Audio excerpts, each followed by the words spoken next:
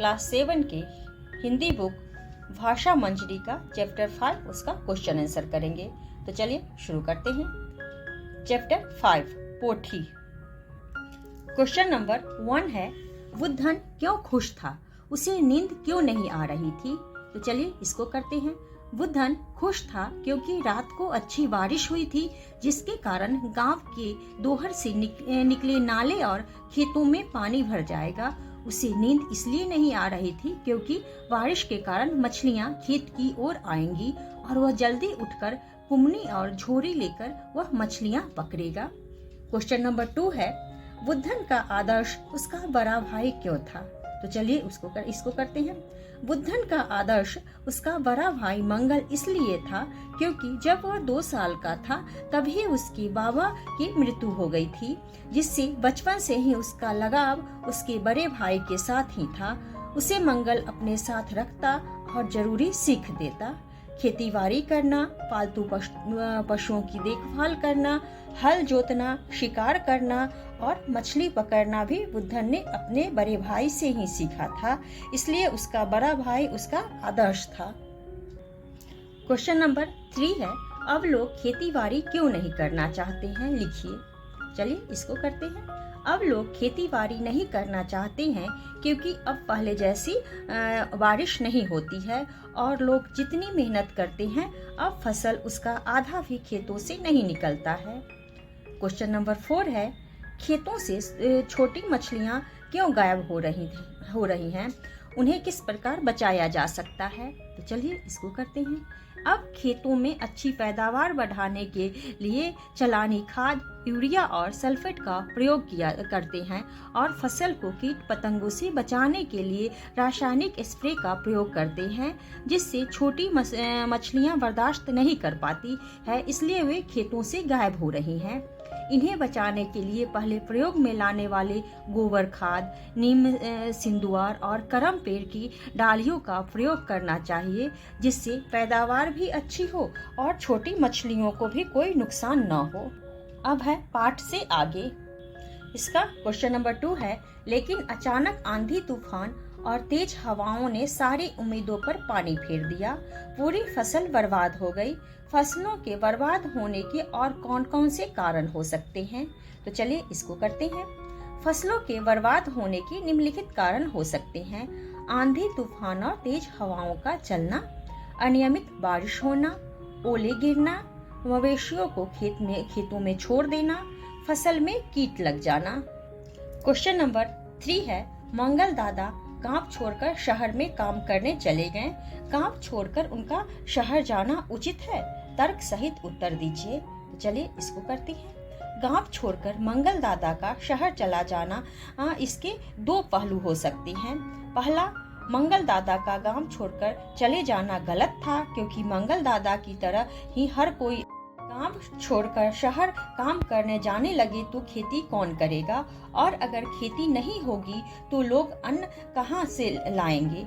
इसका दूसरा पहलू है, मंगल दादा का गांव छोड़कर चले जाना उचित भी है क्योंकि आजकल अच्छी बारिश नहीं होती है, जिसके कारण जितनी मेहनत करते हैं खेती से उससे आधा भी अन्न नहीं होता है, इसलिए खेती करना बेकार हो गया है। क्वेश्चन नंबर 4 है, जब रासायनिक उर्वरक और कीटनाशक का चलन नहीं था तब किसान किस प्रकार के खाद का प्रयोग करते थे?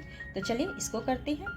जब रासायनिक उर्वरक और कीटनाशक का चलन नहीं था तब किसान अपने खेतों में लगी फसल के लिए गोबर और घास आदि से बनी खाद ही डाला करते थे और कीट पतंगों से पौधों को बचाने के लिए पहले गांव के लोग नीम, सिंदूर और करम पेड़ की डालियां खेतों में गाड़ देते थे। क्वेश्चन नंबर 5 है, आज खेतों में रासायनिक उर्वरक और कीटनाशक का प्रयोग खूब हो रहा है, क्या यह उचित है? अपने विचार लिखिए। तो चलिए इसको करते हैं। आज खेतों में रासायनिक उर्वरक और कीटनाशक का प्रयोग खूब हो रहा है, जो कि उचित नहीं है क्योंकि इसका विपरीत असर खेतों के पानी में चलने वाली मछलियों और अन्य जीव जंतुओं पर पड़ने लगा है। छोटी मछलियां तो इन रासायनिक उर्वरक और कीटनाशक को बिल्कुल बर्दाश्त नहीं कर पाती है, जिससे पाठी मछलियां अब खेतों में बिल्कुल नहीं मिलती। अब है अनुमान और कल्पना। इसका क्वेश्चन नंबर 1 है, यदि खेतों में रासायनिक उर्वरक और कीटनाशक का प्रयोग नहीं किया जाए तो क्या होगा? चलिए इसको करते हैं। यदि खेतों में रासायनिक उर्वरक और कीटनाशक का प्रयोग नहीं किया जाए तो अच्छी पैदावार नहीं होगी और कीट पतंगे पौधों को नष्ट कर देंगे। इसका क्वेश्चन नंबर 2 है, यदि गांव के अधिकांश लोग शहरों में ही काम करने चले जाएं तो गांव और शहरों के जीवन पर क्या क्या प्रभाव पड़ेगा? तो चलिए इसको करते हैं। यदि गांव के अधिकांश लोग शहरों में ही काम करने चले जाए तो जनसंख्या संतुलन बिगड़ जाएगा। इसके अतिरिक्त गांव में खेतीबाड़ी के कार्य में दिक्कत होगी एवं शहरों में भी रोजगार की समस्या उत्पन्न हो जाएगी। क्वेश्चन नंबर 3 है, कहानी का शीर्षक पोठी क्यों रखा गया है?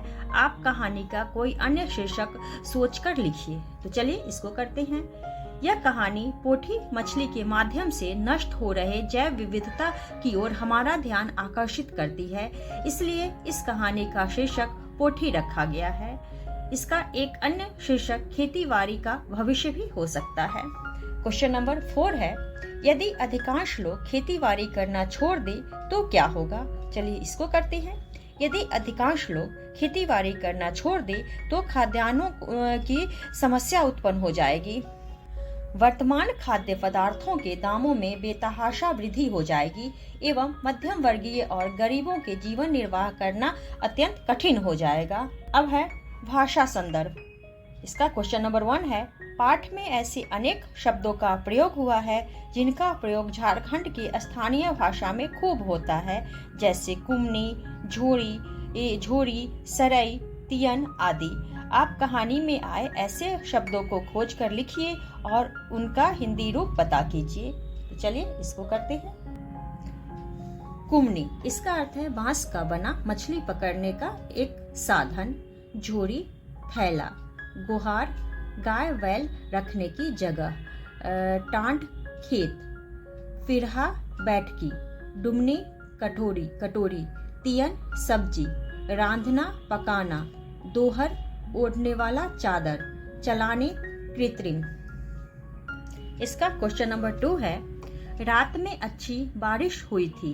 ऊपर के वाक्य में रात अच्छी बारिश हुई शब्दों का प्रयोग हुआ है। जब ये शब्द वाक्य के बाहर हैं यानी स्वतंत्र हैं तब ये शब्द हैं, किंतु जब वाक्य में प्रयुक्त तो पद कहलाते हैं। जैसे बारिश शब्द भी है और पद भी।